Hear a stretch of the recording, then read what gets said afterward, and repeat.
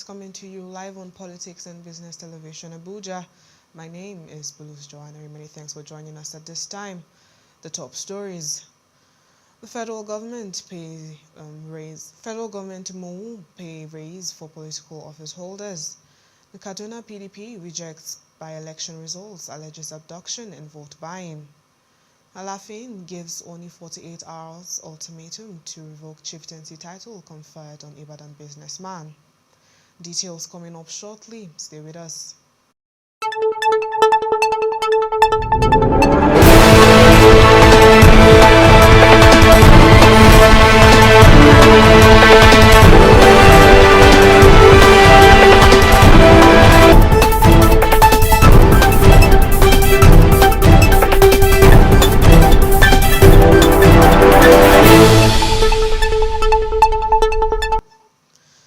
The Revenue Mobilization, Allocation and Fiscal Commission has hinted at plans to review the salaries of political office holders in Nigeria, describing current earnings as inadequate, unrealistic and outdated in the face of rising responsibilities and economic challenges.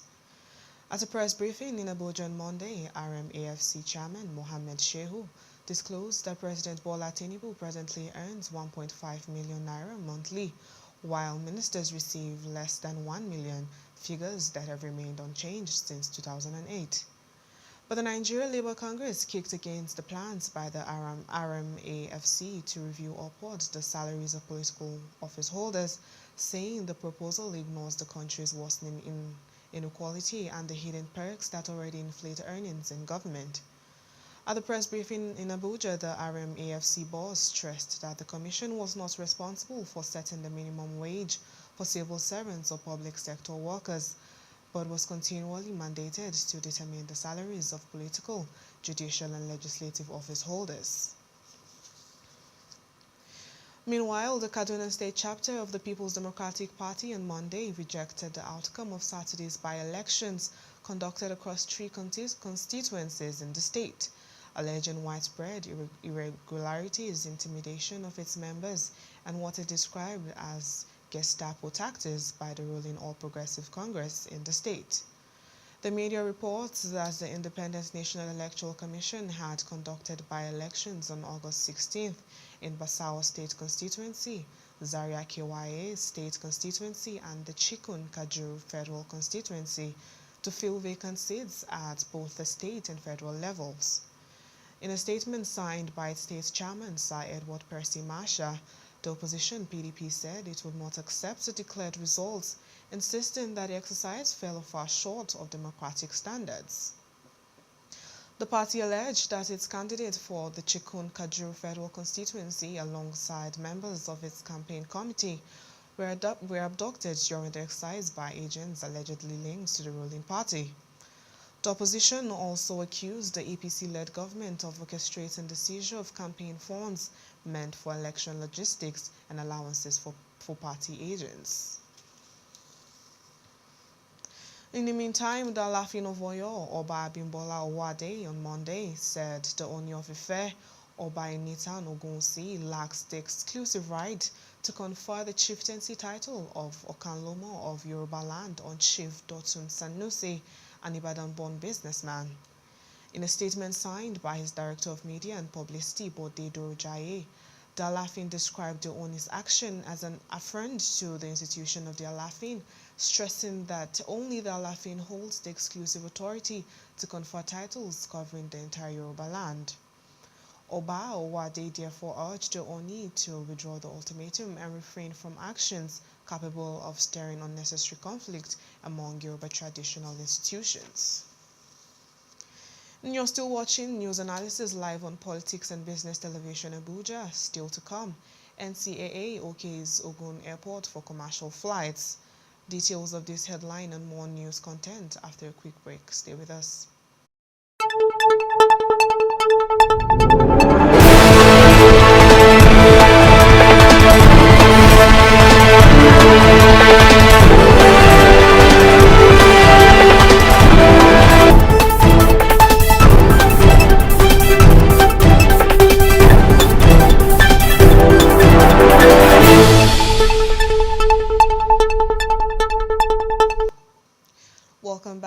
to business matters, the Nigeria Civil Aviation Authority has confirmed that it has granted a commercial operational license to the Gateway International Agro-Cargo Airport in Ogun State, officially signaling the commencement of commercial activities at the facility.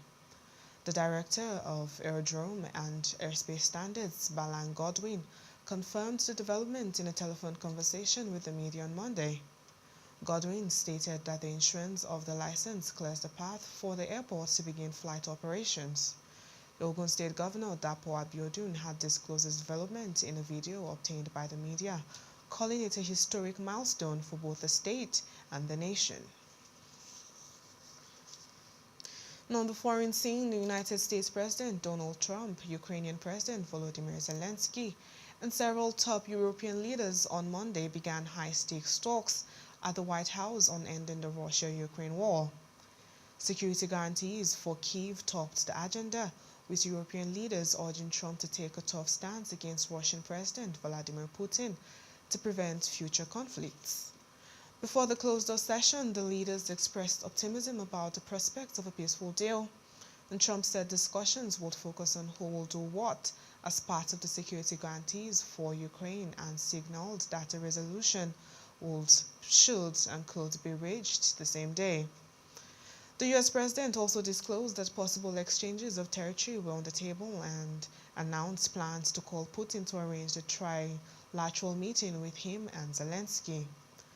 Trump told reporters inside the Oval Office that there was a reasonable chance of ending the war if such a meeting were to be held. And for sports news, let's join Aroko Tom.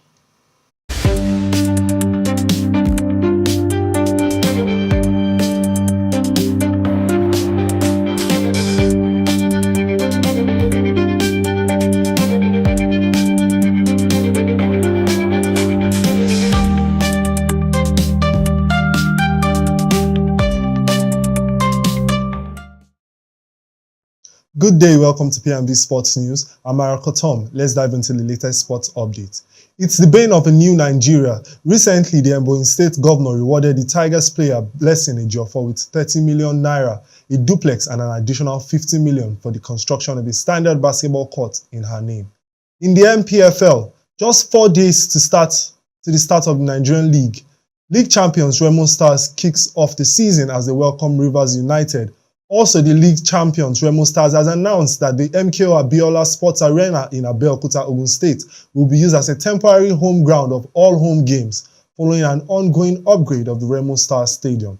In an unexpected twist of events, Enyimba has parted ways with a total of 22 players.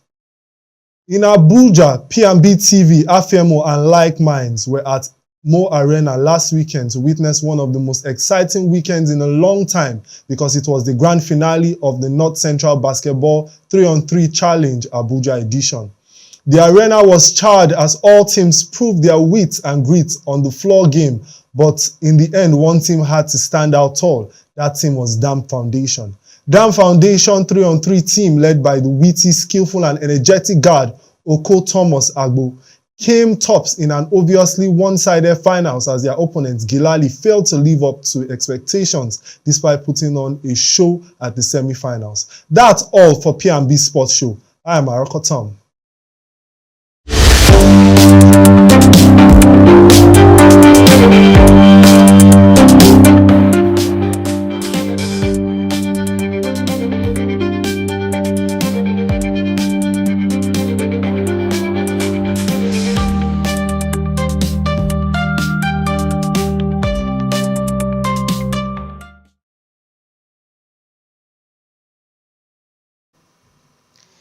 And that wraps up today's program. But before we go, the headlines again.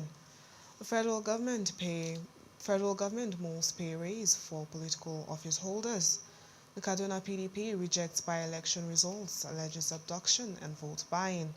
Alafin gives only 48-hour ultimatum to revoke chieftaincy title conferred on Ibadan businessman. And from me, Bulus Joanna Ray, it's bye for now.